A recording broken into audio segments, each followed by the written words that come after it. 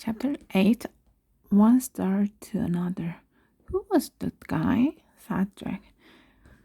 What does his map mean? I don't know, said Jack. But let's see if it works. Jack took a deep breath. Yeah, we'd better hurry back. I think I'm running out of air. It feels harder to breathe. For me too, said Annie. Go slow, don't breathe too much, said Jack. He and Annie took long, floating steps toward the moon base. Jack held his breath as if he were underwater. By the time they got to the white dome, he was ready to burst, and he pushed the button beside the huge door. It slid open. They hurried into the airlock. The moon door closed behind them and the door to a hallway opened. Jack opened the visor of his helmet. He took a long deep breath and let it out.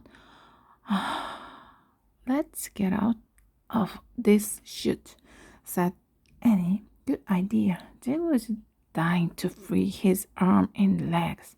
As they moved clumsily into the spacesuit storeroom, Jack felt heavy again.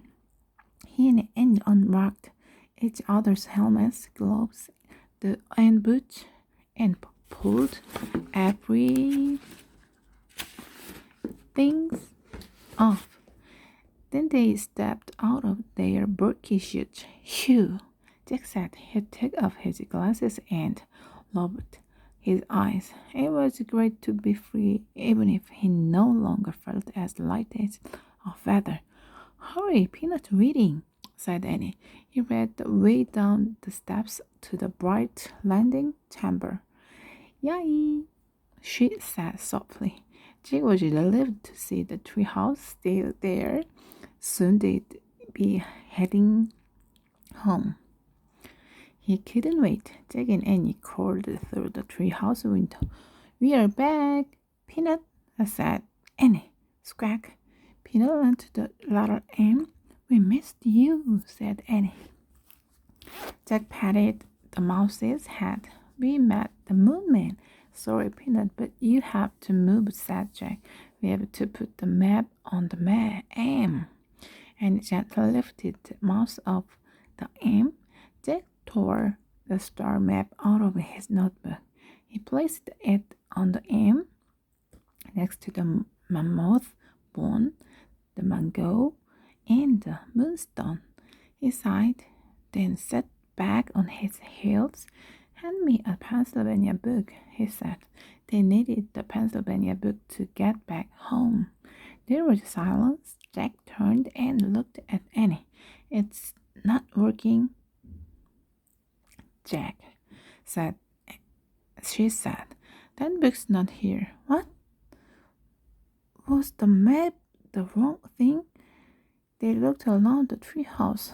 It's definitely not here, said Annie. Oh no, Jack's heart sank. He picked up the star map and stared at it. Squawk, squawk. Peanut jumped out of Annie's arm and scurried back to the letter M. I've got an idea, said Jack. He reached into his bag and took out his pencil. What are you doing? Said Annie. You know how you draw a constellation? Said Jack. You connect and all the stars. What happens if we try that? He drew a line from one star to another. He kept drawing until all the stars were connected. Let me see, said Annie. Jack held the paper out so they could both study it. It looks like a mouth, said Annie. Yes, said Jack. Is there such a thing as a mouth constellation? Said Annie. I don't think so, said Jack. Squawk. Annie and Jack looked at Peanut. She was standing on the M. Oh, wow, Jack, Annie whispered. I think I know what the fourth thing is. Jack grinned. Me too, he said. It's a mouse. They said together, squawk, squawk. Maybe the spell is moonstone, mango, mammoth bone, mouse, said Annie. Jack touched each thing.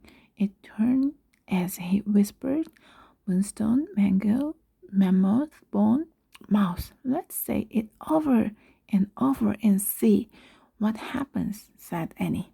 Together he chanted, moonstone, mango, mammoth bone, mouse, moonstone, mango, mammoth bone, mouse. Suddenly a bright light filled the tree house. The light got brighter and brighter and brighter. The brighter was blinding and whirling. The air spun with brightness. Then everything was clear. Peanut, the mouse was gone. As and Morgan Le Fay stood before Jack and Annie.